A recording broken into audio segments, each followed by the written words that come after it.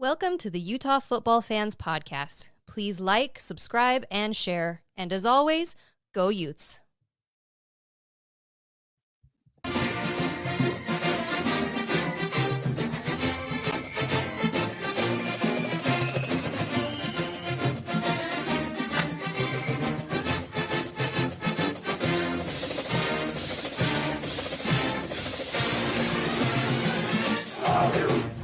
Go Utes! Hello, everybody. Welcome to the Utah Football Fans Podcast. Happy New Year. First episode of 2024. Isn't that weird? 2024. How long does it take you to get used to saying a new year? Nothing's changed. Nothing's changed. Well, Happy New Year. Hopefully you had a good New Year. Got to relax a little bit yesterday and watch 7+ hours of football, maybe even longer than that. I don't know.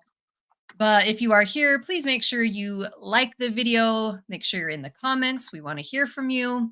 Please make sure you are subscribed on YouTube, that you're following us on Twitter and Instagram and Facebook and everywhere else. If you're just listening to the audio, make sure you're subscribed. We're on all major podcast channels. We want to give a huge thanks to our sponsor, Thomas Orthodontics. Make sure you look him up at thomasortho.com. Let him know if you need anything done for the new year. He would be happy to do it. And yeah, make sure you're chatting along with us. Oh, and yeah, James is proudly displaying that he went 2-0 with his choices. Someone in here knows what he's talking about. He gets one right. He gets something right, and then this is what he does. Just brags about it. Let him have his moment. Tells the truth. Let him have his moment. I'm just saying, one person out of the three of us was 100% correct this weekend. I don't know who it was. Maybe their name tells it. I don't know. Gary? Was it you, Gary? What's he mumbling? Mumbling along. I don't know. We will get to the games. Again, make sure you are subscribed. We'd love a super chat and a super thanks to start our new year. That would just be lovely. Before we get into the Rose Bowl and the Sugar Bowl, the breaking news from today is that Jonah Elliss has declared for the NFL draft.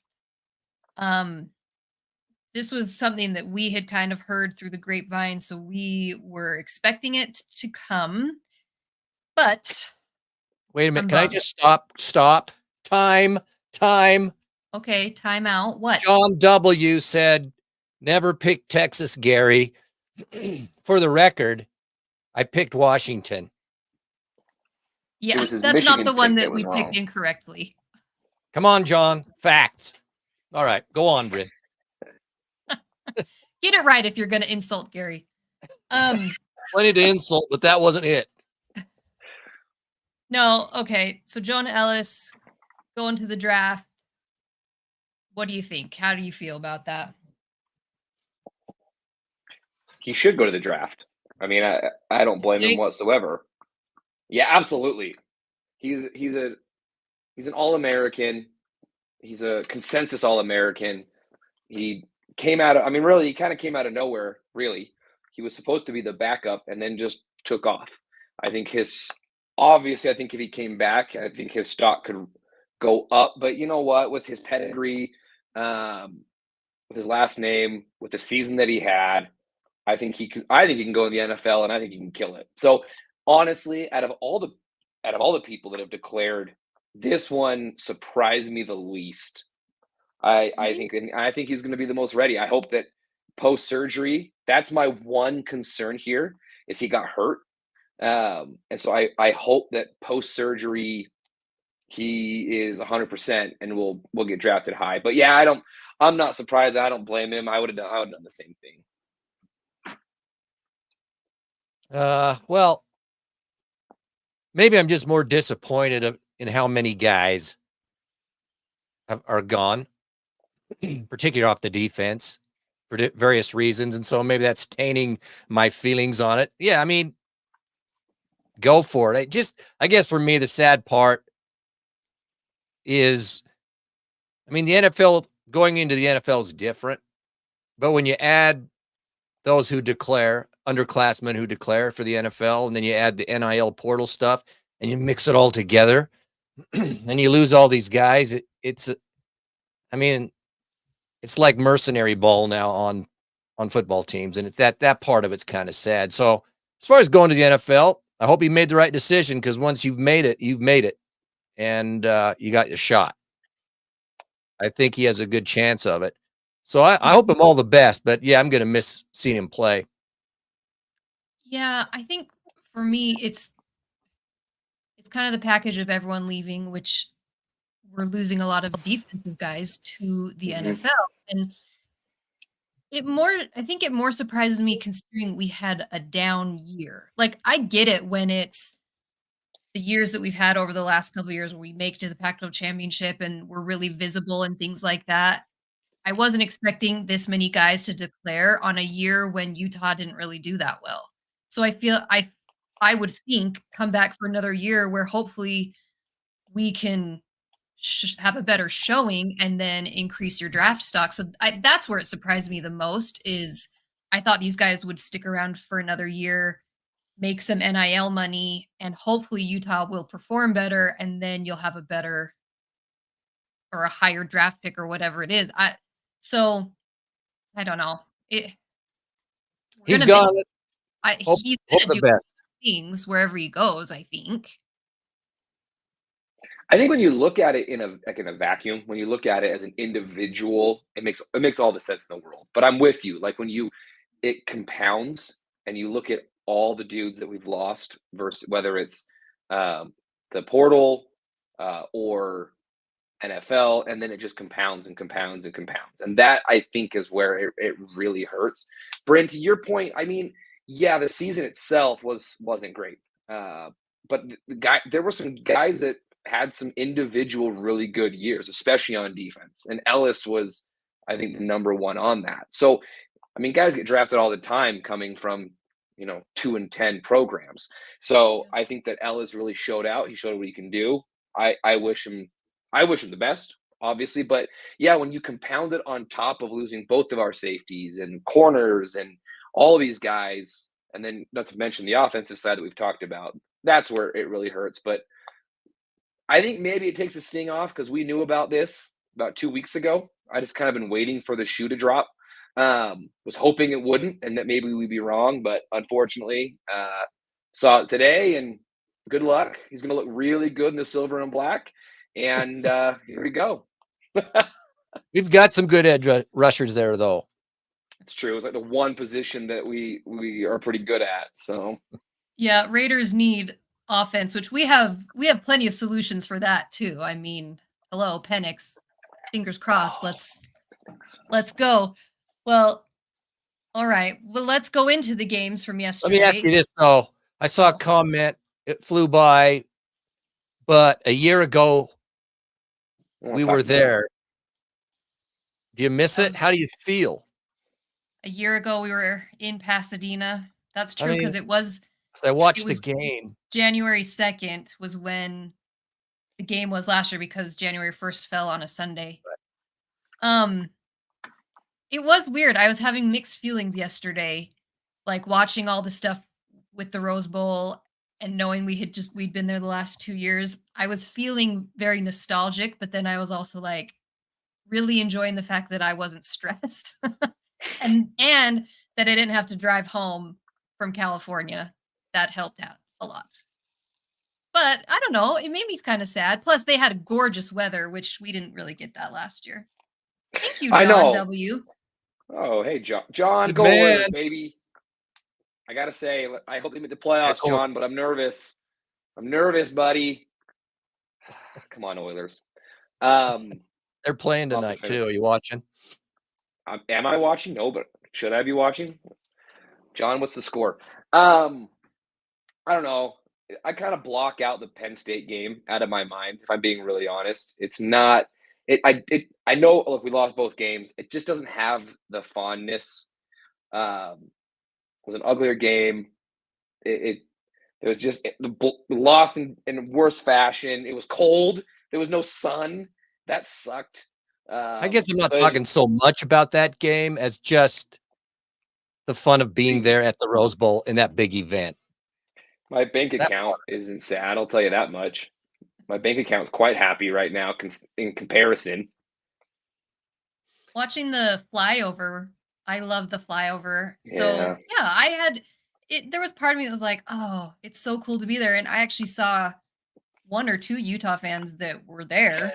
Yeah. They went to the Rose Bowl just because it is a cool. The festivities of it are really they just It's the can't be beat. granddaddy. Yeah, It's the granddaddy of them all. yeah. All right, Let's talk about it. Talk. Go for it. What do you think of that? Can I just say, generally speaking, those were 2 great games. I mean, as far as fun football games to watch, excitement right down to the end, those are 2 great games. That was fun. I got to admit, a lot of football, but it was just what the semifinal should be in a championship. That was great. Well, yeah, to have both your playoff games come down to the final play of the game, you can't ask for anything better. I mean, now I hope that doesn't mean that the championship game is just going to be garbage, because that's kind of traditionally what it's been. I don't see that happening this year. I just don't think there's any way that'll happen with these 2 teams. But unbelievable games. I mean, this morning when I was thinking about it, I was just like, I can't believe that we got to watch both of those games. They were fantastic. Let's talk Bama and Michigan. Let's do it. Go. What do you got? What do you think? What does everybody think about that? It kind of played out exactly as we talked about. That was a more traditional smash mouth kind of game. Defense, run the ball, very tight. It went to overtime. The Rose Bowl playoff game goes to overtime, 4th and goal. I don't know what more you could want. I said to my wife a couple of times, like, man, I was nervous. I was cheering for Michigan, but holy cow, I am glad I was not one of a fan of one of those teams. I don't think I could have handled it. I would have been puking, honestly. They're showing people in the stands, and they're stressed out. And it was great though. Great football, great coaching. The defenses stepped up at times. I will say this: both games. Can we focus a little bit on special teams? A little bit. I couldn't believe it. Just basic punt, just catching a punt on both games. Missed extra points, missed field goals. I mean, it added to the drama. It added to the excitement. But, I mean, Michigan's getting the ball back, and the guy muffs the punt and barely recovers it at the 1-yard line. I mean, we almost had, like, the greatest collapse and failure in college football history. It was great. I was thoroughly entertained. And that's what it was all about. It was entertainment. I loved it. But it wasn't like mistake-free game at all. I mean, you just kind of referenced it as far as like Michigan, muffed punt, I think led to a score. They missed an extra point. They missed a field goal. Their special teams was garbage. I think Bama's special teams are really I think they were okay. The guy kicked 2 50-yard field goals or something like that. Yeah, he was good. But okay, a couple thoughts, Tim. What you think? It's like regarding Alabama, they couldn't throw the ball. Now I understand we're talking about 2 very physical, good teams. So I'm not, discounting any of that. But neither quarterback, was impressive as far as being a thrower, throwing the ball. The thing about Alabama that surprised me was that they couldn't do that. And second of all, is their line couldn't block anybody. I mean, Michigan dominated the line of scrimmage mostly as far as the defense. I don't know how many times Milroe got sacked, but it was a ton. And he ended up scrambling and running. And just, I don't know. The quarterback play, I mean, in the end, McCarthy came through, but the majority of the game, I mean, I wasn't all that impressed with the guy. I'm just being honest. But it was smash football. Milroe got sacked 6 times. That's a lot. It's a lot.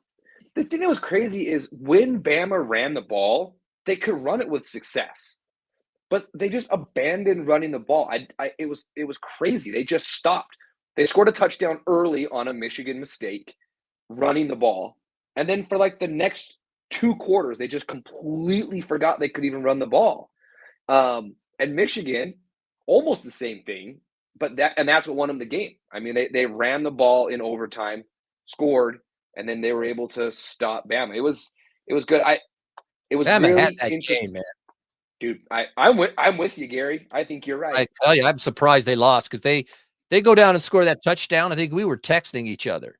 They were up. I don't know what they were up 3 or something like that. They had the ball, and they could have gone down, scored a touchdown. I think it would have put it away. They didn't score. But anyway, go ahead, Yeah. James. It was great. That game was interesting because the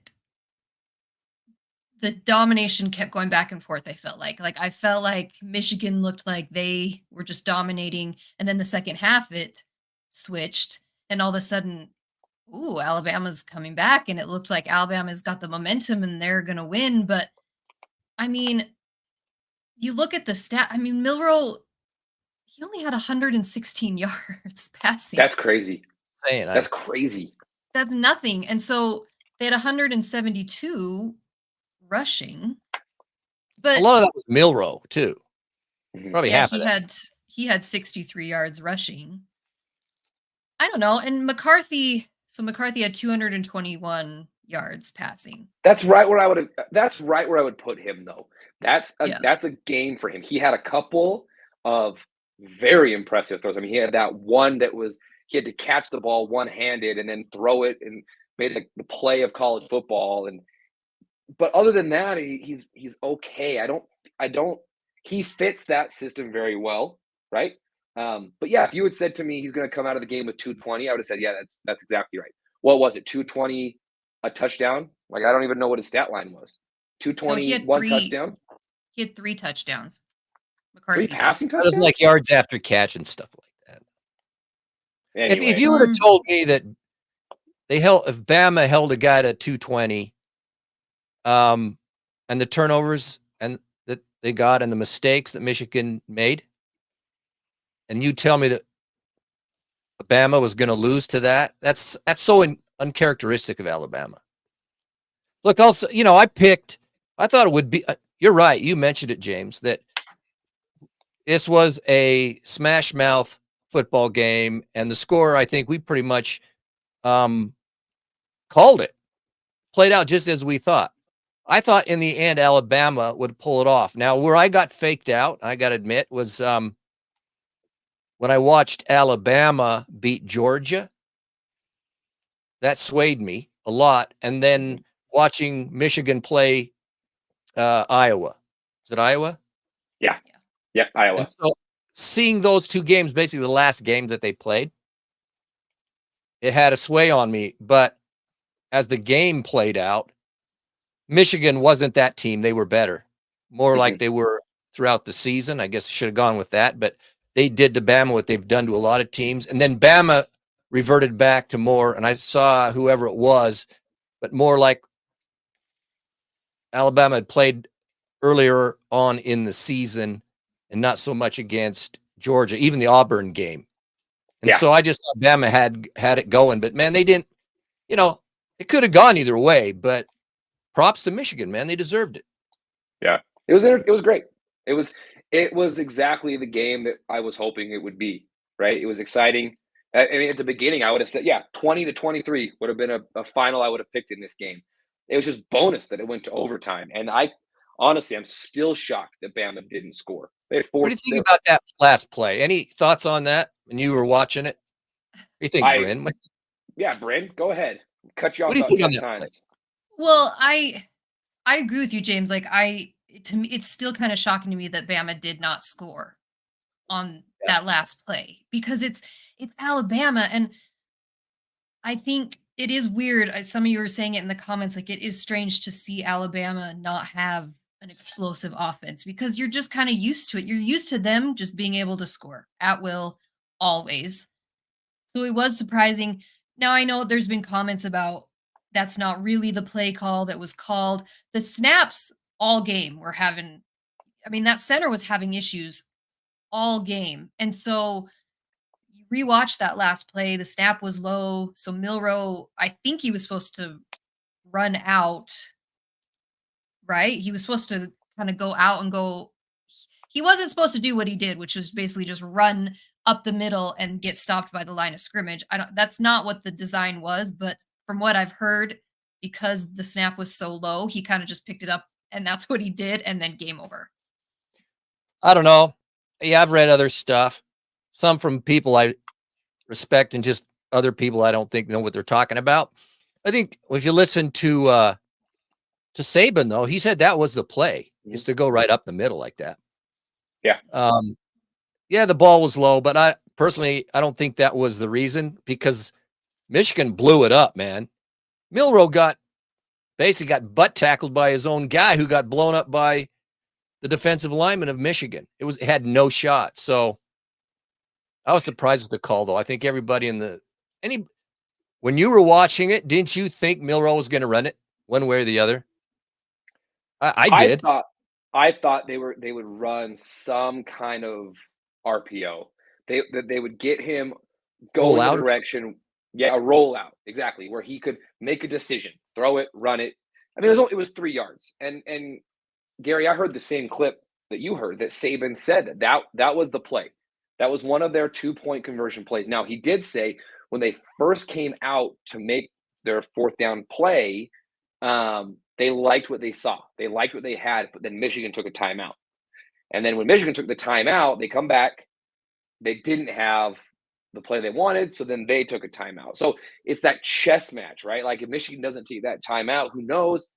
They come out, and I think it was the play call. I don't think that the bad snap. I think the play call was exactly that. He was supposed to go right the middle. Our big guys against their big guys. Can we get 3 yards? He trips over his own dude, and it was over. It was great. It was awesome. Well, and go ahead, Brent. Michigan missing their extra point at the beginning of the game. I said that when that happened, I was saying to my husband and my son, we were watching it, I was like, that is going to come back and haunt them the entire game. And as it kept going along, you could see, which it did in a sense. Luckily, they still won. So, but they wouldn't have gone to overtime if they hadn't missed the extra point. And then he missed a field goal too. Yeah. So, like you're saying, James, the special teams play was bad. There was a lot of just messiness and sloppiness going on. Yeah. I tweeted. I got toasted a little bit for it, and I think some people read it later, so they thought I was talking about the game. But when I tweeted this, it was during the Bama Michigan game, and watching the teams go back and forth and watching the quarterback play. I said I thought that Oregon could have beat both those teams on that day, because their offense could move the ball. Any validity to that? I mean, I see where you're coming from, especially I know that game. Man, I don't know. Michigan. I'm throwing that out there. I understand where Michigan can dominate the line and all that kind of stuff, and they're a physical team, so I get it.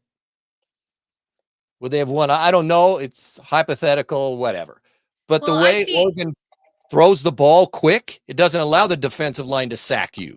I see what you're saying, though. It's the Oregon team that Utah played that we got absolutely destroyed here in Rice-Eccles. That team, yes, they could have walked in there and beat either one of them. Now, each game is totally different, so it's hard to say. But I don't know. I see what you're saying. Like Oregon, too bad we didn't get a chance, and Oregon had to go in and play just such a garbage. No, let's not even talk about that game. That game in the Fiesta Bowl is so ridiculous. I'm sorry to Oregon, but I don't know. Okay, I don't know. That's just a thought. No, I wasn't drinking too much Johnny Walker. He's but more you of see a Ron F. bourbon guy. Oregon didn't win. This is what he said. Oregon didn't win. It's gone. It's right here. Where is it? It's up Oregon didn't win when it mattered. That's why they ended up playing Liberty. Well, that's true. I'm not saying that. What I'm saying is when I was watching that game and watching two inept offenses and two quarterbacks that were average at best, I'm thinking to myself, I can't help but think that Bo Nix and that offense couldn't move the ball on those people. That's what I'm saying. Yeah, I know what you're saying. Could they have been just as competitive in that game? Absolutely. I think so too. I think Oregon's a top 6 team. I think that it's a shame that they didn't get the opportunity, but hey, you lose to Washington twice, you're out. Yeah, So, I mean, they didn't I know deserve to what you're be saying. there. I'm not saying that. And Yeah, no. I you know can what say you're about saying. Georgia. Say they were there. How that play out. I'm not talking about the if games, but when you're watching those quarterbacks, I thought they were average. There's a lot The of quarterback QBs out play was average, but I think the defenses also make them look average. Although I haven't been impressed with McCarthy all year. I mean, I don't think he threw the ball one time in the entire second half versus Penn State. Like, he has not impressed me all year. Now, they won the game. Right? That's all that matters. They won the game. He had moments yesterday. He led the team. He's the quarterback. He made a couple of plays at very key points yesterday that I went, wow, great play. And then they won. And then they put on their defense to win the game. So great game, very entertained. And then I'm sitting there waiting, going, okay, let's not get blown out, Washington, was kind of my thought at first. Let's just make this good. Let's make it a good, fun game. And god dang, that was a fun game too, huh? total opposite from the first game, which we knew it was going to be. We called it was going to be in the 30s. We said things, yeah. I think everybody, probably anyone watch football.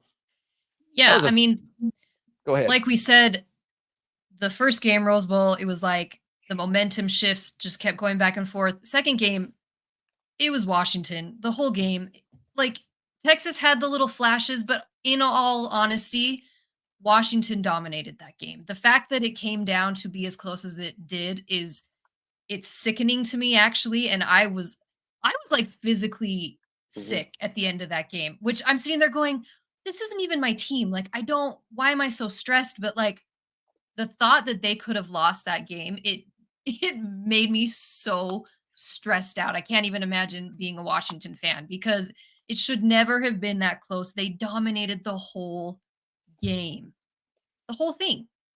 Yeah, they deserve to win, but I mean, okay, I guess we can talk about the ending first, and then we can talk about the other stuff and Penix in particular and stuff like that. But to get to that point, it was some bad decisions, some bad coaching, and just an unfortunate situation when Johnson gets hurt on that play, which gave freaking Texas, 45 seconds when it would have been 15 seconds. So that was just, what are the odds of that happening? The other thing, though, is when Washington had the ball the last time, they didn't make Texas use all their timeouts, particularly on that third down play when Washington threw it. It stopped the clock, and Texas didn't even have to use a timeout. And what Penix, if the play wasn't there, he should have run forward and then hit the turf and made Texas use one more timeout. But they shouldn't have killed the clock there. And then on the kick, dude, the kickoff or the punt or whatever it was. The punt. The punt. Dude ran into the guy. Yeah. What are you doing, bud? Interfered. They gave him, I'm telling you, and then they moved the ball, and it was just some mistakes at the end, which was unfortunate, but I'm with you, Bryn. Gosh, it should never have got there. Washington should have won that game, and they actually should have beat him more handily, not even been in like that. But hey, give Texas props. It was a fun game. I loved it. Washington was the better team all game. I'm watching it, and I'm kind of sitting here, and the three of us are texting, and they're up by 10 points with 3 minutes left. And I think it was Gary said, he goes, make them take some clock before they score. Because I think everybody who was watching the game knew they were going to score. It just kind of had that vibe. But don't let them just march down and score. And sure enough, they go down and scored in no time. And then exactly the way that last little bit transpired, Texas had 2 timeouts. They take them. Okay, now we run the ball. We get the ball. We get it down to 20 seconds. We punt. Game's all but over. And then Johnson gets hurt, and the clock stops. And I'm sitting there going, there's still 50 seconds left on this game clock. And in college football, as you know, the clock stops for first downs. So that's like having a minute 40. I mean, it is so much time. And Ewers, yeah, he made some great passes, made some great plays, and Washington does not have a great pass defense. That is one of their big weaknesses. Their defense is definitely not their strength, but they locked down when they needed to. It's not like Texas ran out of time. That's the other thing. I mean, it was 4th and goal. It was do or die, and how fun! I mean, it was one play. They score there, they win. They kick an extra point, they win. I was look okay. I don't know. Someone's making a comment. I did pick Washington and thought they were going to win the game. I knew it'd come down to the end, though. We even said it. You can go back. It's there. You can see what we said. I picked Washington, but I knew it was going to be close because they were two offenses that could move the ball. Yep. So, hey, but Penix. Oh, God. Okay, so here's where I'm at on that. I'm impressed almost all the time when I watch him play, because the guy can make all the throws and he just puts it in the right place. Unbelievable. The guy's unbelievable. But I think those of us who are in the Pac-12, even those who don't like Washington or rivals with Washington, you have to admit that guy is like that. Most of the time he plays like that. What's fascinating is to see people on Twitter, other social media, even on television, who after the game are like blown away by what they just saw. And I'm thinking to myself, do you guys not watch college football really throughout the year? Because if you had, you would be impressed, but you wouldn't be so surprised, because to me, that's who Penix is. No, they only watch the SEC. This is exactly the conversation we had after the Heisman Trophy. James, I don't think you were on that episode. I think you were out of town. But Gary, you and I sat here and talked about how ridiculous it was that people weren't talking about Penix. And I tweeted this out today. I guarantee you there are Heisman voters who have a vote for that trophy and for that award that had never sat down and watched Penix play a full game. They probably had watched his little highlights or whatever. They had never sat down and watched a full game, because like you're saying, Gary, to see the reaction on social media of people like, wow, this guy's amazing. Why didn't he win the Heisman? He should have won the Heisman. We've been saying that all year. Those of us who have watched him have been saying this all year. The dude is masterful. He is so incredible to watch. He is the best QB in college right now, hands down. I think he's better than some NFL dudes. I really do. Like the passes that guy makes, and a lot of credit to the receivers. I mean, they have fantastic receivers. Those three guys are, but it's that Penix gets them the ball in the absolute perfect spot.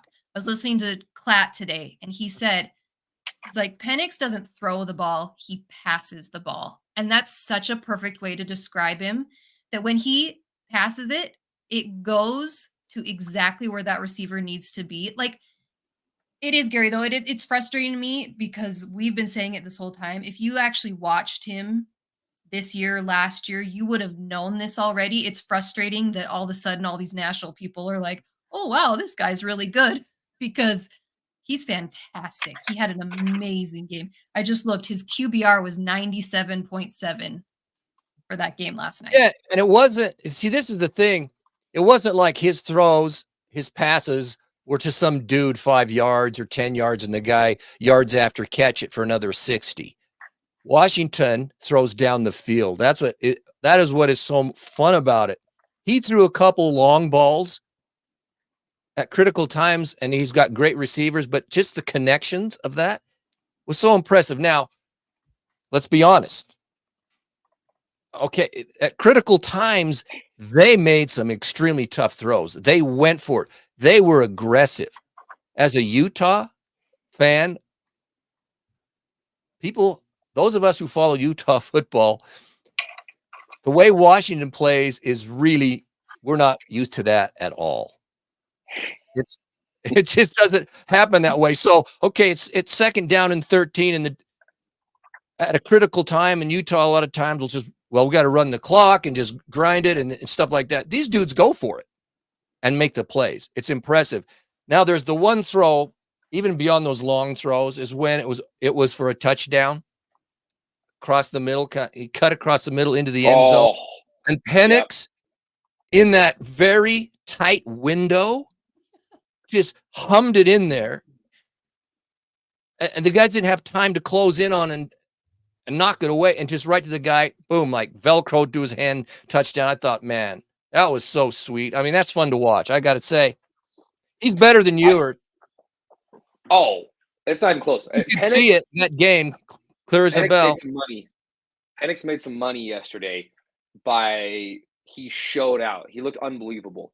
The biggest thing that I'm impressed by is, and you kind of said it, was his long ball, man. His long ball it's indefensible sometimes. It kind of, in ways, it reminded me of CJ Stroud when I'm watching him in person going, it doesn't matter who's playing corner on right there. He couldn't walk up and place it in the receiver's hands any better than what he did in the game yesterday. There was a couple that I'm just going, you can't defend that. And then you're right. I wasn't on when you guys did after the Heisman. I was traveling, but it does really bug me. Because you're right. You're watching the reaction from people who haven't been watching him because he's a Pac-12 quarterback. He's not in the big old bad SEC, blah, blah, blah, blah. And they're sitting here going, wow, this guy is really good. He is really good. He got screwed. And I'm sitting here kind of going, okay, so I pull up his stats. Maybe Daniel's stats are just so much. He had more passing yards than Daniel's. He had a better season in so many ways. Undefeated. He did it in the playoff game. He got screwed. I think that he should have won the Heisman. I think it's a joke. I think they should hold the Heisman trophy. I said it on Twitter. I think they should give Reggie Bush's Heisman. It's available. It's available. Should we give it to him? Anybody? Yeah. Let's just do it. Have we heard anything about Johnson's injury? Anybody heard anything? I've not. The severity of it. I looked it up. What's up? They expect him to play. I read it like 2 hours ago. They fully expect him to play. I mean, it's one of those injuries where I would think that he would have to be like losing his leg for him to not play, but they're expecting him to play. So let me ask this, because there's criticism of it. Should they have just taken a knee instead of doing what they did? I mean, in hindsight, yeah. I know, but in hindsight, it's like, I can see why they didn't, because it does take a little more clock by doing it that way. Yeah. Dangerous, but they couldn't run it out by taking a knee.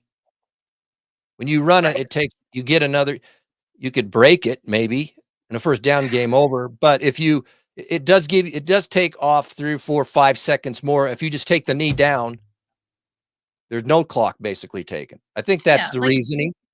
They didn't expect him to get hurt though. Right. That's the thing. Is hindsight, it's like, why'd you do that? But in reality, you never expect the dude to go down that badly and to then have to stop the clock for a guy who's writhing in pain on the ground. Like that doesn't happen usually. It was bad. I hope he can play, because if he can't, that's a huge disadvantage for Washington. Well, let's talk championship. Okay, but before we move to the championship, we got to mention the ESPN blunder, and someone did mention it in the comment earlier.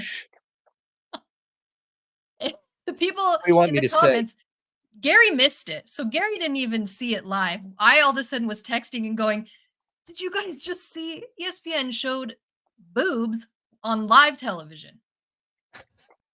I saw it. I'm sitting here watching. They're just going down Bourbon Street, and there it was. If you missed it, you didn't miss anything, though. I know. It's not, but like, don't go. It's not worth the time. Get past the producers on ESPN. I could see it coming. You could see her like fiddling with the top of her tube top or whatever, and I'm going, okay, are they going to cut away? Are they going to cut away? Are they going to cut away? Nope. full on flashed all over live TV. I saw it. Yeah, my 15-year-old saw it too, which I was not too thrilled about that. Can we just be honest? Let's Go. not offend somebody, Gary. Okay. It wasn't worth it. I mean, if that's going to happen, could we have something at least worth it? That's all I got to say.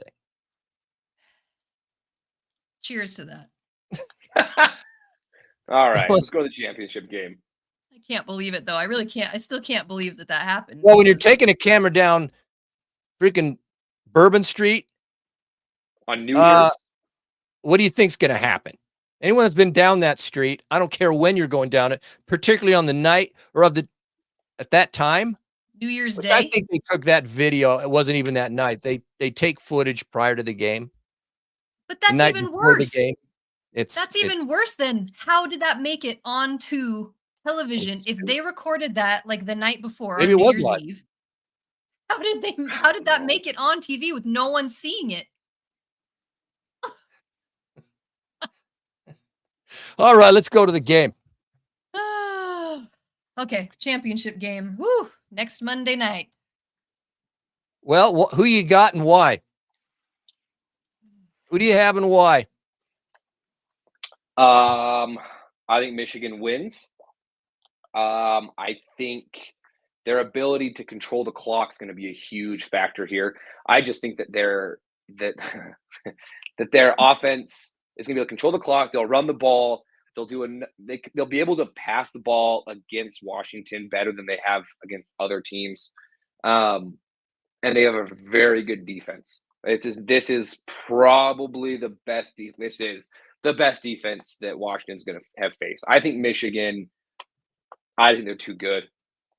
I think they win probably by 7 would be my guess. And I think I checked earlier today. I think right now it's a 4.5 point favorite for Michigan.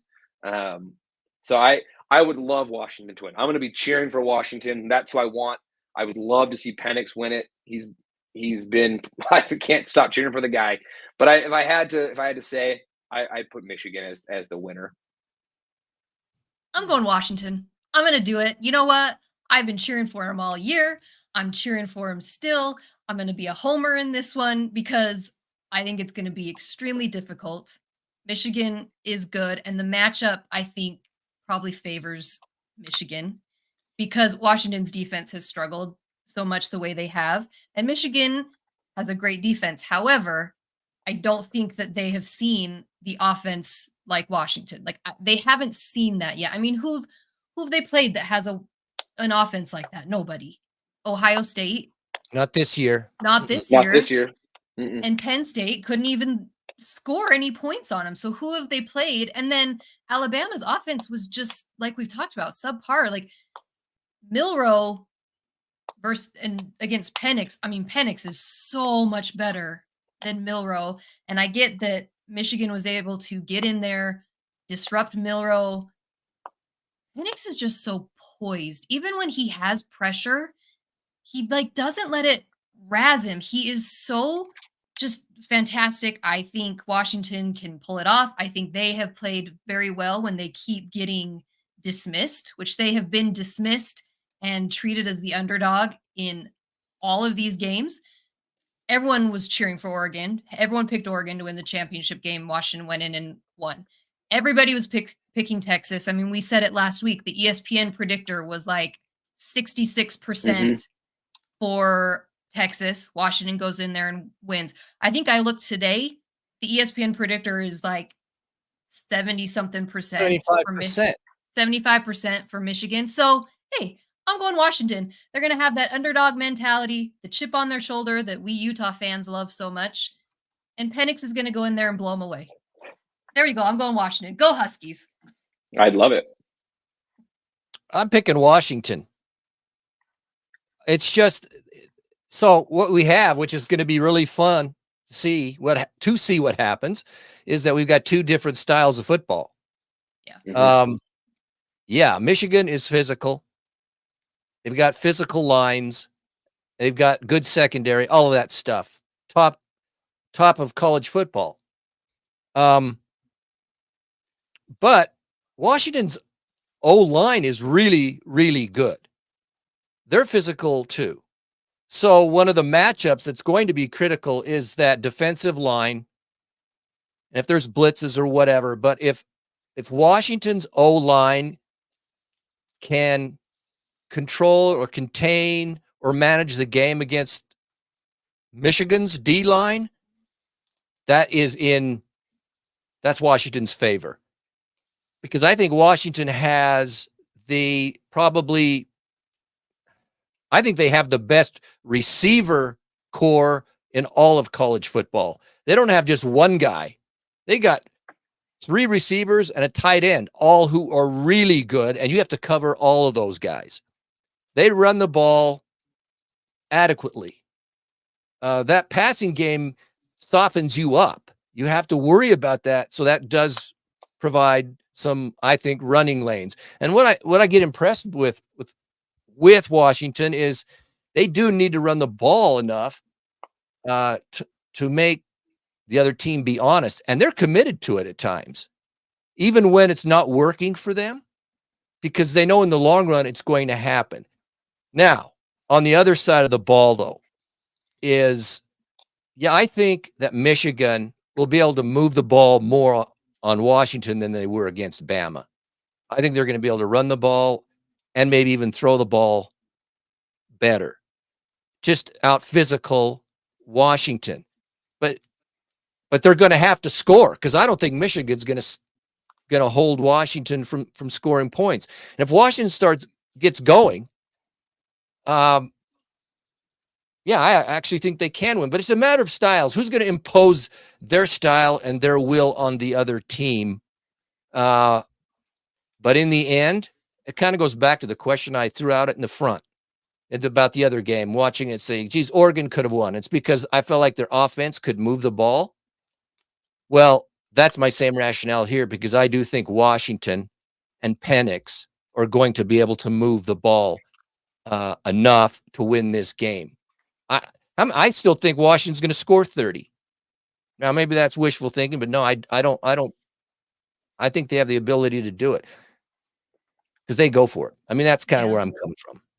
I mean, what I will say, like, am I going to be surprised if Michigan wins? Absolutely not, because they've proven that they can. And that matchup between Harbaugh and DeBoer, Harbaugh, he's finally gotten over the hump of winning a playoff game. He has been 0-2. Now he's finally won one of those. DeBoer is very impressive, though. So between those two, I don't know which way I really lean. I'd maybe lean towards Harbaugh a little bit more, but maybe just because DeBoer's pretty new. But I don't know. I want Washington to win so bad. I'm going to be cheering, wear my purple that day. Oh, God. Don't go that far. I am. Go Huskies. I mean, right as of today, if you listen to the pundits on TV and on social media, everybody's all over Michigan. They're going to win it. Yeah. Michigan's the team. They're there. You know what? I think, again, people are underestimating the ability of Washington, and I think it's going to be manifest in this game. And I don't see McCarthy having the ability. Say Washington gets out into a lead, I don't see McCarthy having the ability to do what Ewers even did. McCarthy's perfect for that type of style and that type of offense where they can grind it out, get the lead, run the clock, overpower you. If they do that, then yeah, they're going to win the game. But if Washington is actually able to move the ball pretty well, put up some points, they're going to do it. They're going to be the champs. That's my great analysis right there. I mean, it'll make a huge difference on Johnson for Washington. If he just can't play, I mean, that hurts big time because that takes away your run option. I don't think Michigan came away from the game with any significant injuries, as far as I remember. Washington? No, I don't think Michigan came away from the Rose Bowl with anyone not that injured. I know of, no. So I really hope he can play because I want to see the best versus the best. I mean, that's the thing. Here, we've got 2 undefeated teams. Hallelujah that an SEC team is not in the national championship for the first Amen. time since what, like 2014. This is what we've been asking for. Like, Is Feinbaum on suicide watch? No, Feinbaum Probably. actually gave Harbaugh a bunch of credit today. The sky is falling. I think it's the end of the world because Feinbaum actually gave Harbaugh credit.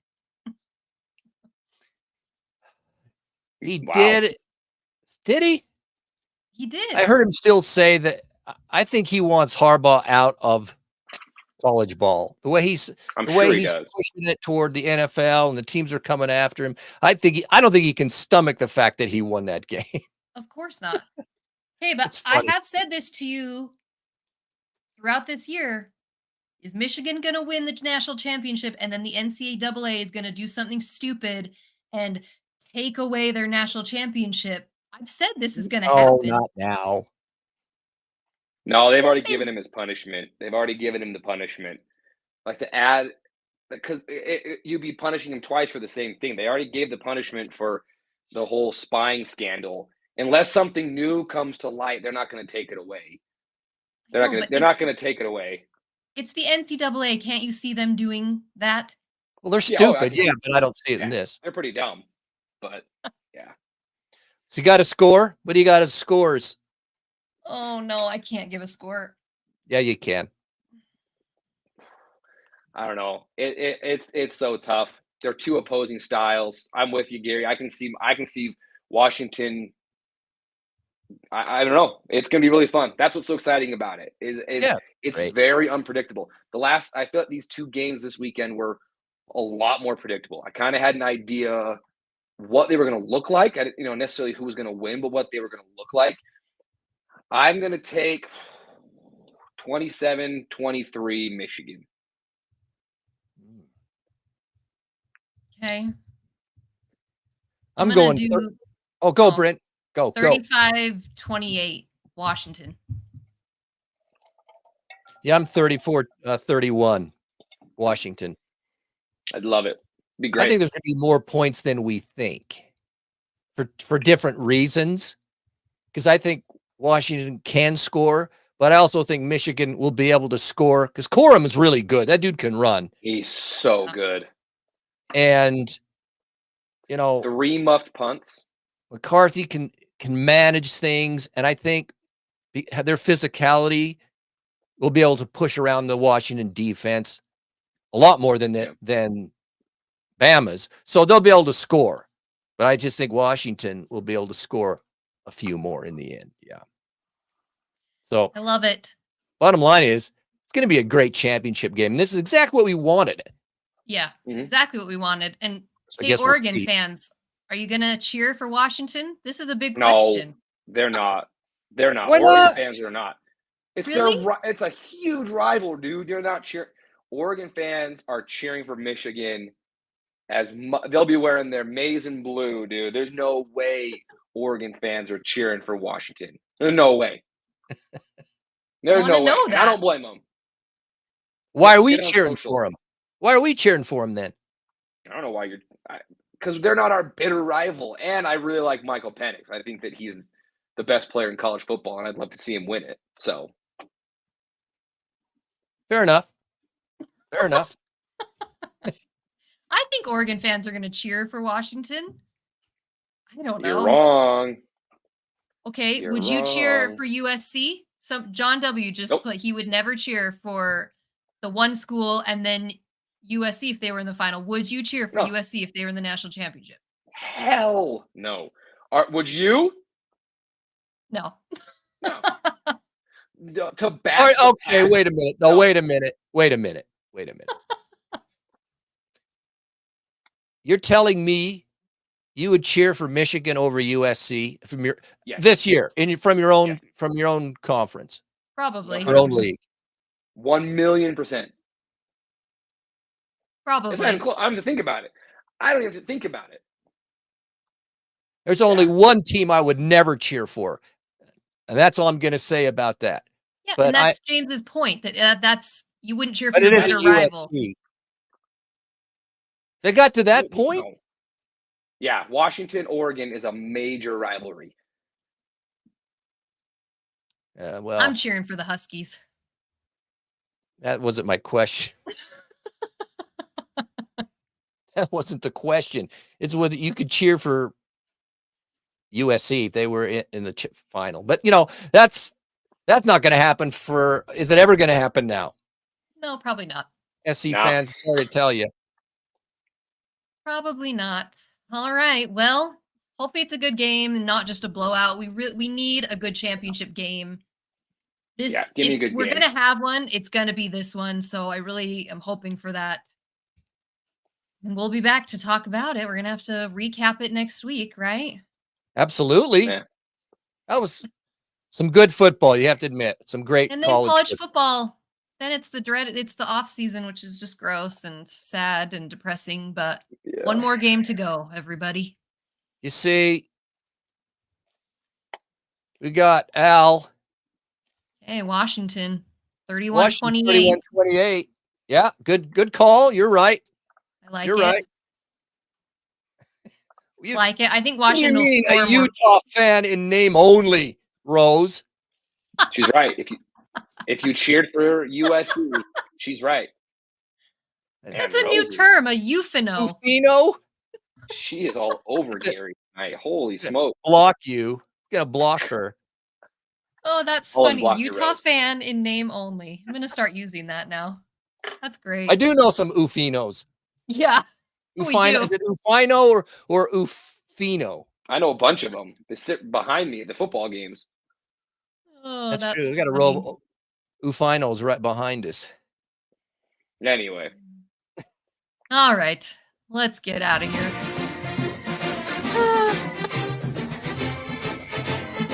Go Huskies. Go Oilers. Go Oilers. Go New Jersey Devils. That's who's the real team. Oh, yeah, right. And Raiders. Penix gonna look good in silver and black. Oh, baby.